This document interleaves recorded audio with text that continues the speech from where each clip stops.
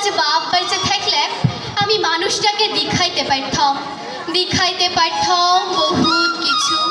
আমার বুকের ভিতর যে তেজালো সাঁঝা বাতিটা জ্বালিয়ে দিয়েছিল মানুষটা, সেই বাতিটা আজকে আমাদের পুরা ঘরটারে কেমন আলো করছে সেটা দেখাইতে পারতাম। আপনারা বলছেন বুঝা, তোমাদের মতো মেয়েরা যদি উঠে আসে আমাদের গোটা দেশটাই উঠে আসে।